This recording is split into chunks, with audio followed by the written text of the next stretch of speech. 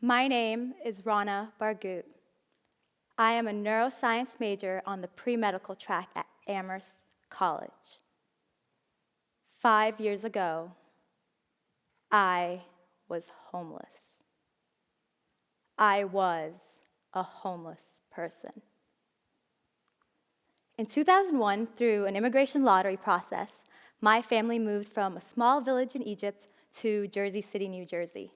We lived in a small basement apartment of a two-family house, and for years we fought to make ends meet. And finally, we started living comfortably. We moved up to the second-floor apartment. My dad worked in construction, my mom took care of us, and my siblings and I, we just went to school. One day, my family decided to cancel our home insurance to switch to a cheaper one. The very next day, the people who lived below us accidentally started a massive house fire. I saw my home go down in flames. Clothes, books, pictures, memories, gone.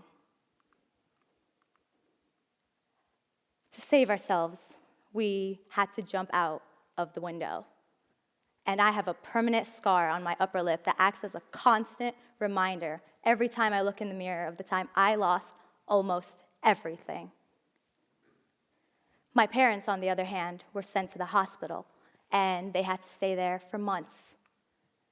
And it was just my two younger siblings, 7 and 8 years old, and me, living in a car, fighting the cold and hunger every day.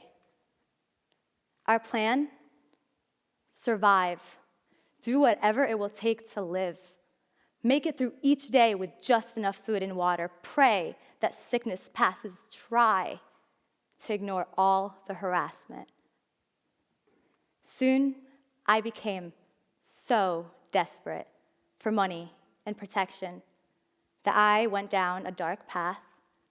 I met the wrong people, and I did things I am not proud of. And as the months went by, the more mental and physical challenges I faced, weaker lungs and pulmonary diseases from the constant cold, clottings and kidney complications from eating whatever we could find, fighting anxiety, fearing for my life, I believed that no one could help me or wanted to. I felt that no one could possibly understand me. The worst part of it all, though, no one looked at me. No one saw me. As people walked by, I did not exist. And as the days and the weeks and the months passed, the more terrified I became. More hopeless. More powerless. More invisible. Do I look like a homeless person? Do I look like the type of person our parents warned us we will become if we didn't work hard and stay in school? A lot of us in this country grew up with the American dream. You know, work hard and you will make it. I know I did. That's why I came here. And it is so ingrained in us, and changing that, changing how we look at issues like homelessness is a real challenge. But it can happen to anyone. It can happen in an instant. It can happen because of a job loss or illness or a seemingly innocent decision. In fact, nearly 40% of Americans live paycheck to paycheck, and if they are laid off, they can be homeless in a matter of months. The hard pill to swallow, though, is the fact that a significantly large portion of homeless people globally are children, educated students, chronically ill people, veterans, and people with jobs and degrees. Let's look at the numbers. During the 2016-2017 school year, 1.4 million children experienced homelessness from the ages of 6 to 18. My siblings and I used to be numbers in those statistics. In 2017, a study from 70 colleges in 24 different states showed that 1 out of 7 college students had experienced homelessness at one point.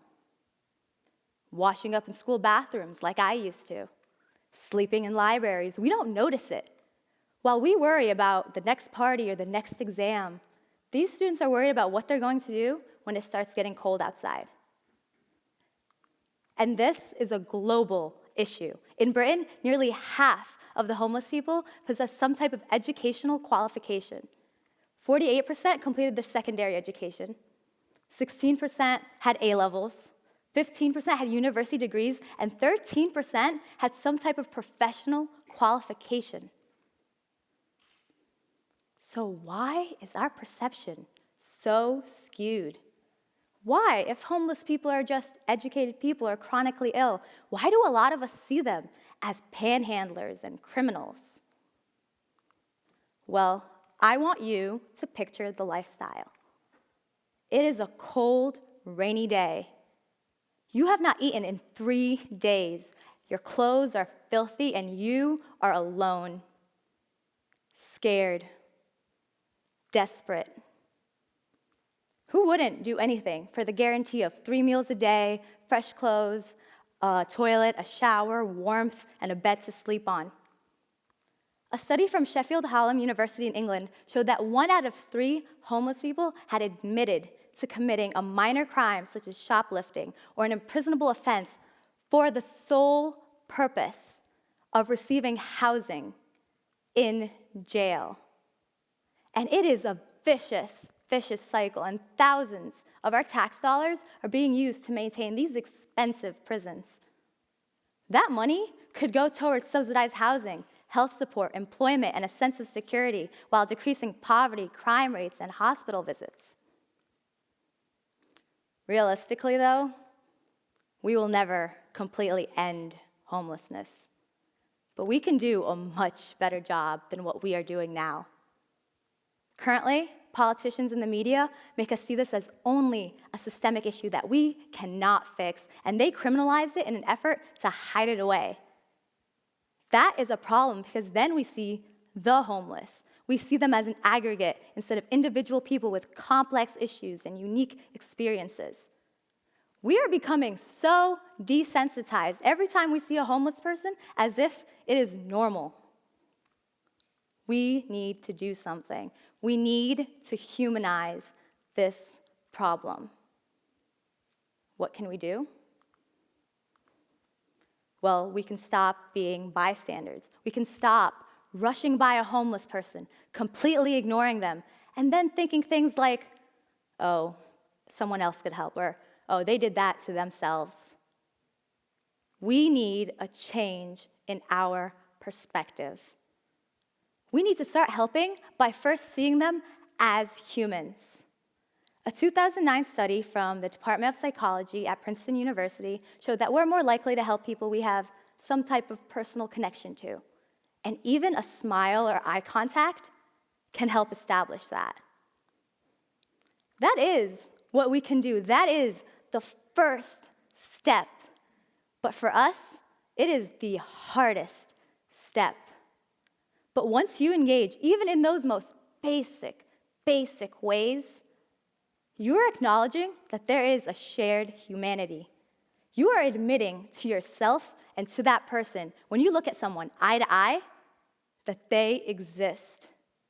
And that is why the lack of it is so dehumanizing. I mean, that's what I needed. At one point, I started to think I was losing my mind. I started feeling like a ghost, watching the world, but not being able to fully participate in it. And that's how many homeless people feel. Ignored, dehumanized, invisible. Mark Horvath, who was actually a former homeless person, founded a major nonprofit organization called Invisible People. And it all started out with a story of a homeless man living in LA. One day, a little boy handed him a pamphlet, and all of a sudden, the man yells out, "What? You can see me? How can you see me? I'm invisible." And this happens all the time. So why? Why is this simple step so hard for us? Why do we avoid looking eye to eye at a homeless person? Well, one, it's uncomfortable for us to watch someone go through so much pain. Two, it is overwhelming to acknowledge that there are larger societal problems that put that person and can possibly put you in that situation. And three, it is draining to feel things like fear, empathy, sadness, confusion on your way to like Starbucks.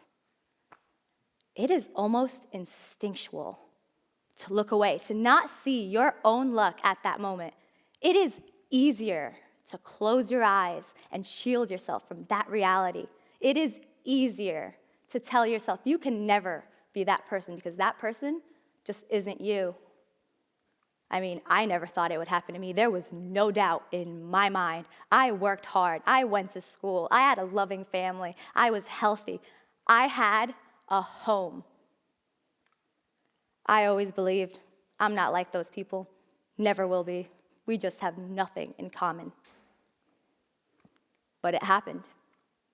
And we do have things in common, like the fact that we are all human. We all have our battles and our struggles. We all know how unfair life can be. We all deserve help. No one wants to be or stay homeless. No one is just that lazy. There is nothing easy about being homeless. Allowing yourself to see them, allowing them to truly be seen is that first step. Now imagine that. Imagine a world where we connected eye to eye, where we knew each other's names and stories, where we didn't believe the stereotypes ingrained in us through the media and politics. Imagine a sense of security, knowing if some unfortunate, uncontrolled, unforeseen event were to happen to you, you have institutions and policies ready to support you. Imagine a world where no one is cold, sick, or hungry. Imagine a world without homelessness. So take the time to read the signs, read the stories, look at their faces. Say anything, even if it's like, I'm sorry, I can't. Let yourself and them truly know that they exist. Vote and support policies that you believe in because that makes a difference. And remember that many of these people were just like you and I, healthy, stable, educated, had families and jobs. Many are strong people fighting their hardest every day with such minimal support to stay alive. And remember that any one of us at any time can find ourselves in their shoes regardless of how comfortable we think our life is at the moment. It happens to teachers. It happens to students. It happens to children. It can one day happen to you. Change your perspective. My name is Rana Barghout, and I am a neuroscience major at Amherst College. 5 years ago, I was homeless. Thank you.